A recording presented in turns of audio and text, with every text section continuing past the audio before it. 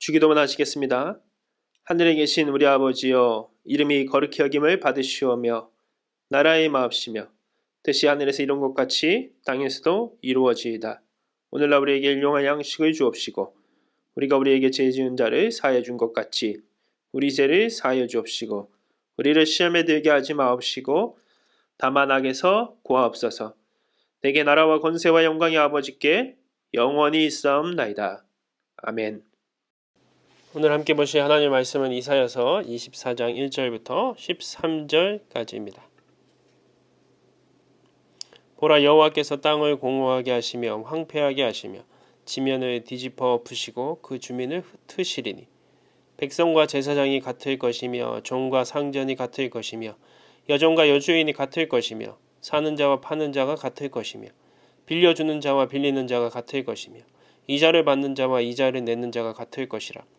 땅이 온전히 공허하게 되고 온전히 황무하게 되리라. 여호와께서 이 말씀을 하셨느니라. 땅이 슬퍼하고 세잔하며 세계가 쇠약하고 세잔하며 세상 백성 중에 높은 자가 쇠약하며 땅이 또한 그 주민 아래서 더럽게 되었으니 이는 그들이 율법을 범하며 율례를 어기며 영원한 언약을 깨뜨렸음이라. 그러므로 저주가 땅을 삼켰고 그 중에 사는 자들이 정죄함을 당하였고 땅의 주민이 불타서 남은 자가 적도다. 새 포도즙이 슬퍼하고 포도나무가 세잔하며 마음이 즐겁던 자가 다 탄식하며 속고치는 기쁨이 그치고 즐거워하는 자의 소리가 끊어지고 수금 타는 기쁨이 그쳤으며 노래하면서 포도주를 마시지 못하고 독주는 그 마시는 자에게 쓰게 될 것이라. 약탈을 당한 성읍이 허물어지고 집마다 닫혀서 들어가는 자가 없으며 포도주가 없으므로 거리에서 부르짖으며 모든 즐거움이 사라졌으며 땅의 기쁨이 소멸되었도다. 성읍이 황무하고 성문이 파괴되었느니라. 세계 민족 중에 이러한 일이 있으리니 곧 감람나무를 흔듦 같고 포도를 거둔 후에 그 남은 것을 주음 같을 것이니라. 아멘. 오늘 말씀의 제목은 땅끝에서 외치는 자입니다. 오늘 본문은 원세상에 임할 심판을 얘기하고 있습니다.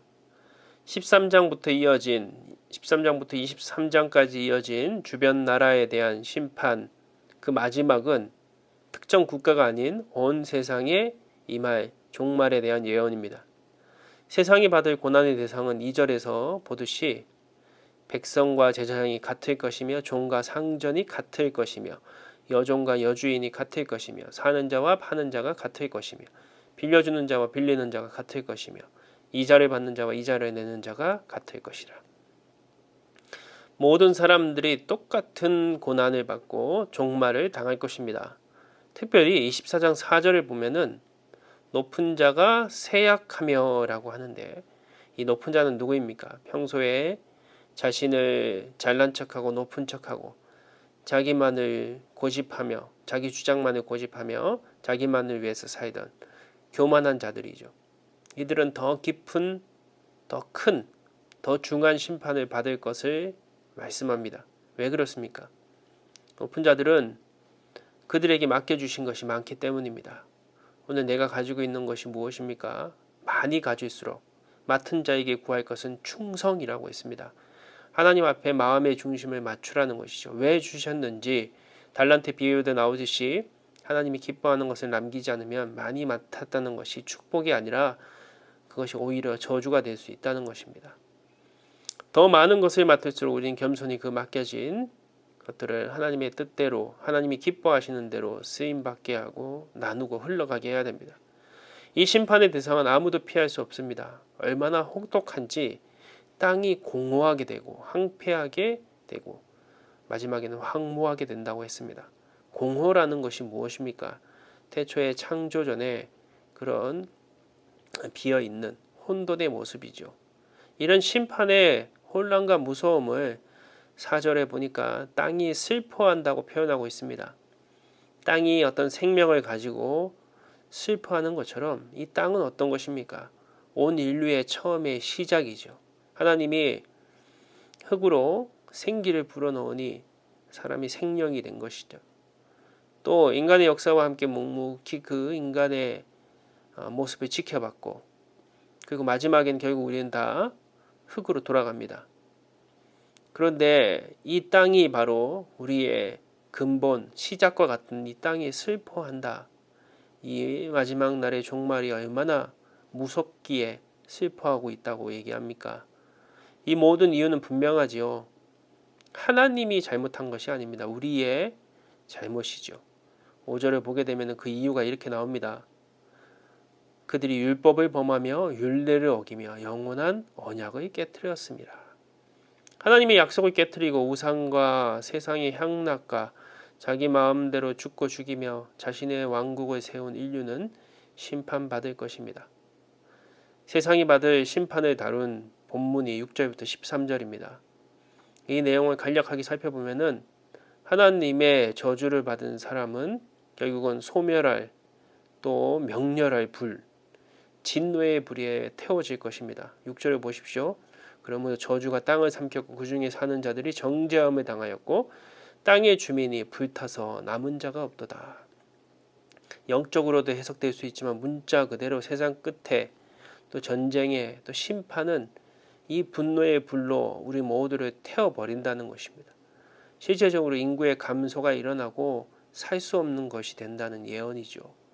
또한 하나님의 저주를 받은 땅은 소출을 내지 못해서 어떤 물질이 가지고 있던 향유가 끝나고 향락이 끝나고 인간의 문명도 결국은 끝날 것을 예언합니다. 아무리 세상이 발전해도 먹을 것이 없이는 도시가 유지될 수 없지요. 나라가 유지될 수 없습니다. 항무지에 대한 예언이 바로 이런 것입니다. 세 번째 종말에 대한 예언은 약탈과 파괴입니다. 10절과 12절을 보십시오. 약탈을 당한 성읍이 허물어지고 포도주가 없으므로 거리에서 불을 짓고 모든 즐거움이 사라지고 성읍이 항무하고 성문이 파괴되고 우리를 지탱하고 있던 이 안정과 평화가 깨질 것이라는 것이죠. 어디에도 우리를 지켜줄 것은 없다는 것입니다. 종말의 예언을 들을 때마다 어떤 생각이 들으십니까? 두렵지요. 하나님의 심판은 우리에게 그때는 모르지만 분명히 예수 그리스도가 재림주가 되시고 우리의 심판주가 되셔서 결국은 임하고 완성될 것이라고 성경은 얘기하고 있습니다. 그렇다면 우리는 어떻게 해야 됩니까? 이 예언을 들었을 때 그냥 두려워하면서 산에 가서 살거나 아니면 교회 안에 머물면서 예배만 드리고 살아야 될까요? 세상 모든 것들 다 내팽개치고 일상을 멈추고 하나님만 생각하고 24시간 교회에 있고 기도원에 있고 기도하고 아무것도 안 하는 것, 돌보지 않는 것, 세상적인 세상에서 해야 될 일을 하지 않는 삶을 하나님께서 원하실까요? 아니죠. 하나님께서는 우리가 일상에서 하나님의 이름을 찾고 부르길 원하십니다. 하나님은 저 산속 기도원에서 찾는 것이 아니라 우리의 삶 한가운데서 우리가 찾기를 원하신다는 것이 하루하루 남은 자로 최선의 삶을 살아내기를 원하신다는 것입니다. 14절과 16절을 보십시오. 우리가 소리를 높여 부를 것이며 이 절망의 순간에도 부르는 자가 있습니다. 여호와의 위엄으로 말미암아 바다에서부터 크게 외치리니 그러므로 너희가 동방에서 여호와를 영화롭게 하며 바다 모든 섬에서 이스라엘의 하나님 여호와의 이름을 영화롭게 할 것이라. 정말 원하시는 것은 여호와의 이름을 영화롭게 하는 것이죠. 여기서 중요한 구절이 나옵니다. 땅 끝에서부터 노래하는 소리가 우리에게 들리기를 의로우신 이에게 영광을 돌리세 하도다. 땅 끝에서부터 들려온다는 것입니다. 아까 땅이 슬퍼하듯이 이제 또 땅입니다. 땅 끝에서부터 들리는 하나님을 부르고 하나님의 의로우신 이에게 영광을 돌리자 외치는 소리. 그 소리가 땅 끝에서부터 시작됩니다. 그렇다면 땅 끝은 어디입니까? 우리 한국의 땅 끝은 해남 아닙니까? 부산입니까? 해남입니까? 아니면 북극입니까? 남극입니까? 아니면 정말 멀다고 생각하는 나라 어디입니까? 남미, 저 끄트머리에 있는 아르헨티나 같은 나라입니까? 아프리카에 있는 나라가 땅끝입니까? 땅끝이 어디입니까? 나에게서 제일 먼 곳이죠. 오늘 내가 서 있는 자리에서 180도 한번 돌아보십시오. 지구를 한 바퀴 돌면 만나는 곳이 바로 그 자리입니다. 지금 내가 서 있는 곳이 사실은 반대로 돌아서기만 하면은 180도를 지구를 한 바퀴 돌아야지 만날 수 있는 땅끝이라는 것이죠. 오늘 하나님께서 원하시는 것이 무엇입니까? 땅끝에서부터 외치는 소리입니다. 바로 지금 내가 딛고 있는 이 발이 딛고 있는 삶의 현장 속에서 주님은 영화롭게 거룩하게 하나님을 영광 돌리는 삶을 살아내기를 원하신다는 것이죠. 하나님, 우리가 종말의 두려움을 알기를 원하십니다. 마지막 날에 우리가 당할 그 고난의 무거운 두려움을 알고 이제 그 두려움이 머물러 있는 것이 아니라 그 두려움을 하나님의 영광으로 바꿔나가는 귀한 삶을 오늘 땅끝 내가 처해 있는 내 상황과 조건 속에 이 삶의 현장 속에서 이루어나가길 원하십니다. 승리하시길 주님의 이름으로 기도합니다. 하나님, 오늘 우리가 처해 있는 이 삶의 현장들 속에서 결국은 하나님이 원하시는 것이 무엇입니까? 하나님은 우리를 심판하실 것입니다. 마지막 날에 모든 열방을 심판하시고 우리에게 각자에게 우리가 한 것에 대한 대가를 물으실 것입니다. 그러나 분명한 것은 오늘 하나님 앞에 칭찬받을 자들이 있다는 것입니다. 그들은 누구입니까? 멸망의 순간 그 하나님의 종말이 있다는 그 두려움 때문에 그냥 일상을 다 멈추고 하나님 저 기도원에 가서 사는 인생이 아니라 우리의 삶 속에서 하나님을 영화롭게 하는 인생입니다. 땅끝 바로 내가 처해 있는 이 삶의 현장 속에서 하나님을 사랑하고 이웃을 사랑하고 하나님이 기뻐하시는 일들을 이루어 나가는 삶입니다. 결국 하나님께서는 그 삶을 칭찬하실 것이고 그 땅끝에서부터 외치는 자의 소리를 통해서 하나님은 영광을 받으실 것입니다. 오늘 내가 그 소리가 되기를 그 삶이 될 수 있도록 인도하여 주시옵소서. 모든 우리 주님 예수님의 이름으로 기도드립니다. 아멘.